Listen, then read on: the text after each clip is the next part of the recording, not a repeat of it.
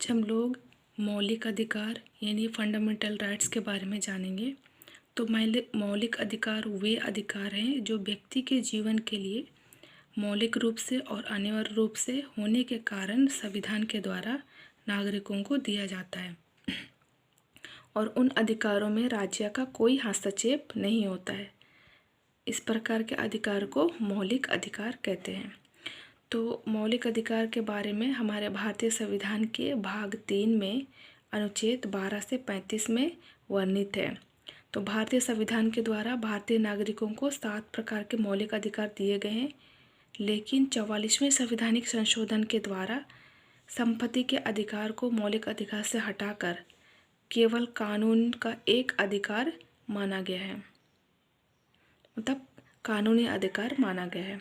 तो इस प्रकार अब नागरिकों के पास 6 मौलिक अधिकार है, जिसमें पहला है समानता का अधिकार, अनुच्छेद 14 से 18। अनुच्छेद 14 में हम लोग देख सकते हैं कि विधि के समक्ष समानता, यानी सभी के लिए एक समान कानून बनेंगे और सब पे समान लागू होंगे। उसी प्रकार अनुच्छेद 15 धर्म, जाति, लिंग के आधार पर विभेद का प्रतिषेध, मतलब राज्य जो है महिलाओं और बच्चों के लिए विशेष प्रावधान कर सकती है और इसमें राज्य, जाति, धर्म, लिंग, वंश और स्थान के आधार पर किसी प्रकार का भेदभाव नहीं करेगी। अनुच्छेद 16 में लोक नियोजन के विषय में अवसर की समानता, यानी इसमें ये प्रावधान है कि जितने भी सरकारी नियुक्ति है उसमें सबको समान अवसर मिलेगी और इस मामले में राज्य जो है जाति, धर्म, लिंग, वंश, स्थान के आधार पे भेदभाव नहीं करेगी। अनुच्छेद 17 अस्पृश्यता का अंत, यानी छुआछूत का अंत है ना। अनुच्छेद 18 इसमें उपाधियों का अंत, यानी उपाधियों का अंत का प्रावधान है कि राज्य जो है शैक्षणिक है ना, शैक्षणिक और सैनिक से संबंधित उपाधि को छोड़कर, ये दो जो उपाधि इन दोनों को छोड़ के कोई अन्य उपाधि नहीं करेगी। दूसरा है स्वतंत्रता का अधिकार, अनुच्छेद 19 से 22 तक। इसमें भारतीय संविधान का उद्देश्य ये कि विचार, अभिव्यक्ति, विश्वास, धर्म और उपासना की स्वाधीनता को सुनिश्चित करना। इसके लिए संविधान के द्वारा नागरिकों को अनेक स्वतंत्रताएं दी गई है और इस संबंध में अनुच्छेद जो 19 है ये सबसे ज़्यादा इम्पोर्टेंट है। तो अनुच्छेद 19A में हम लोग देख सकते हैं कि अपने जो विचार है उसको बोलने की स्वतंत्रता, मतलब विचार अभिव्यक्ति की स्वतंत्रता। 19B में हम लोग सभा कर सकते हैं, सभा करने का अधिकार है। उसी प्रकार 19C में संघ, समुदाय बनाने की स्वतंत्रता है ना, संघ और समुदाय हम लोग बना सकते हैं।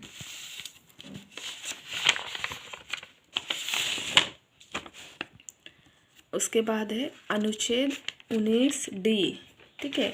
अनुच्छेद 19D में कहा गया है कि देश में किसी भी क्षेत्र में हम लोग आ जा सकते हैं, ठीक है, तो आने जाने की पूर्ण स्वतंत्रता है। अनुच्छेद E में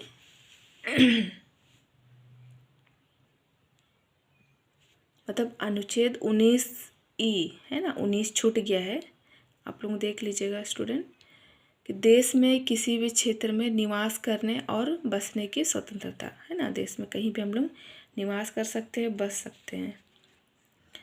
अनुच्छेद 19F है ना, इसमें बोलता है कोई भी व्यक्ति कहीं भी जाके व्यापार कर सकता है, अपना जीविका चलाने का उसको स्वतंत्रता दी गई है, ठीक है।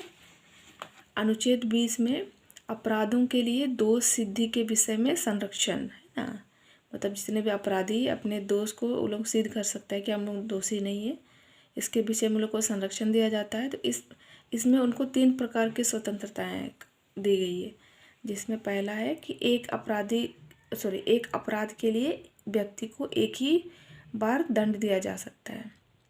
दूसरा है किसी व्यक्ति को उस समय तक अपराधी नहीं बोल सकते, ठहरा सकते हैं जब तक कि उसने अपराध के समय में है ना, अपराध के समय में लागू किसी कानून का उल्लंघन नहीं किया हो।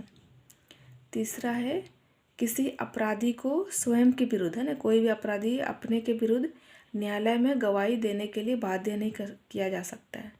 मतलब उसको हम लोग ज़बरदस्ती नहीं थोप सकते हैं कि तुमको कबूलना होगा, मानना होगा कि तुमने ही अपराध किया है, तुमने जुल्म किया है ना, इसके बाध्य हम लोग नहीं कर सकते हैं।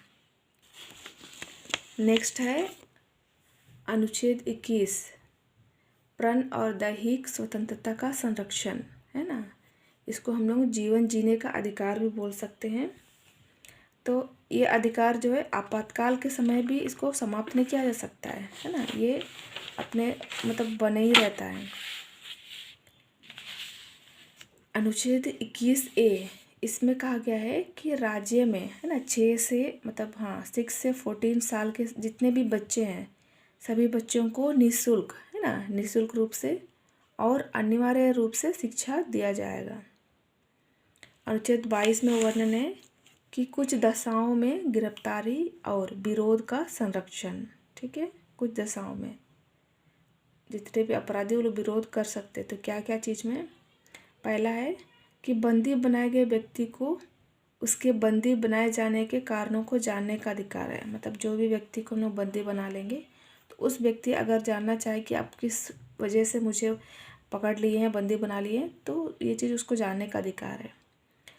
और दूसरा है बंदी बनाए गए व्यक्ति को वकील से सलाह लेने और अपने बचाव के लिए प्रबंध करने का अधिकार, है ना। जो भी बंदी बन गए व्यक्ति वो वकील को हायर कर सकता है और फिर वो वकील से वो मतलब अपने बचाव के लिए उसको बोल सकता है कि हमको बचा लीजिए।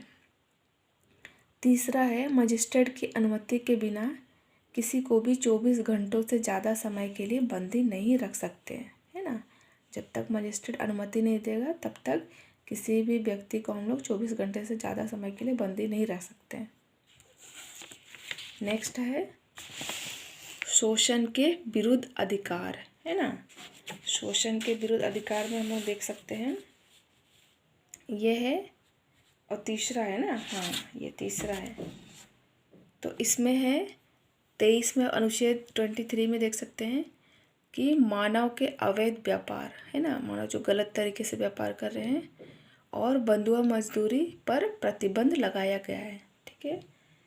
बंधुआ मजदूरी पर, है ना, जो भी बच्चों पर मजदूरी जो छोटे छोटे बच्चों पर जो मजदूरी करने के लिए मजबूर किया जा रहा है उन लोग को नहीं करवाया जाएगा, उस पर प्रतिबंध लगाया गया। अगर जो भी करेगा तो उसको सज़ा मिलेगा। अनुच्छेद 24 में बाल नियोजन पर प्रतिबंध, है ना। तो इस अधिनियम में बाल मजदूरी को परिभाषित किया गया है और इसमें बताया गया है कि जितने भी 14 से कम उम्र के बच्चे हैं वो लोग कारखानों में, किसी दुकानों में या किसी प्रकार के अन्य जो जोखिम भरे काम जो है उसमें हम लोग उसको नियुक्त नहीं कर सकते हैं, ठीक है।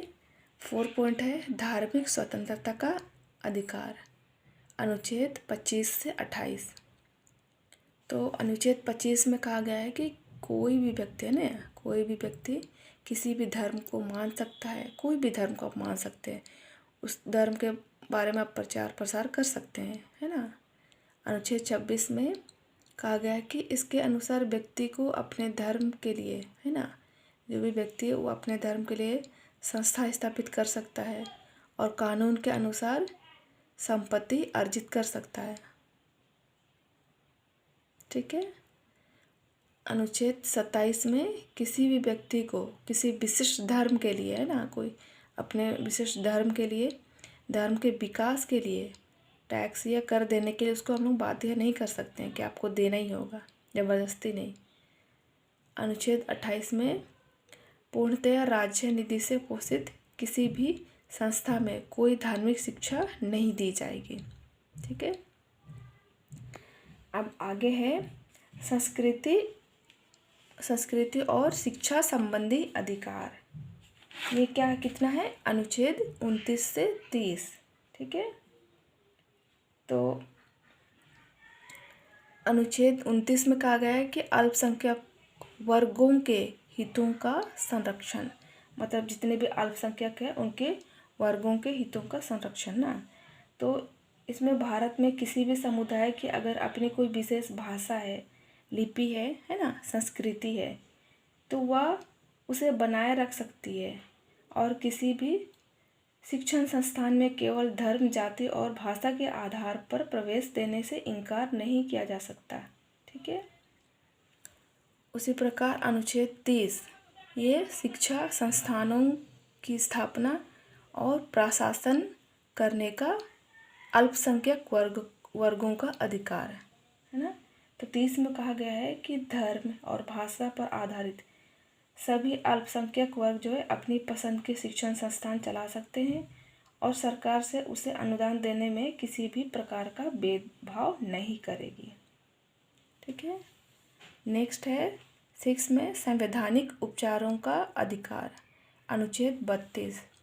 तो संविधान के द्वारा प्रदत्त इस अधिकार को डॉक्टर भीमराव अंबेडकर ने संविधान का आत्मा या हृदय की संज्ञा दी है, हृदय कहा है। ठीक है, ये क्वेश्चन पूछता है। मतलब डॉक्टर भीमराव अंबेडकर ने संविधान के आत्मा और हृदय किसे कहा है? तो यहाँ पे संवैधानिक उपचारों के अधिकार को कहा है। अगर आर्टिकल पूछे तो अनुच्छेद 32 आप लोग बोल सकते हैं, मतलब लिख सकते हैं। तो यह अधिकार जो है सभी नागरिकों को यह छूट देता है कि वह अपने अधिकारों के संरक्षण के लिए, है ना, अपने जो भी अधिकार है उसकी रक्षा करने के लिए वो सर्वोच्च न्यायालय के पास जा सकता है ना। अगर कोई उस अधिकारों के संबंध में कुछ गलत करता है तो वो सर्वोच्च न्यायालय का शरण ले सकता है और अपने अधिकारों को लागू करने की वो मांग कर सकता है।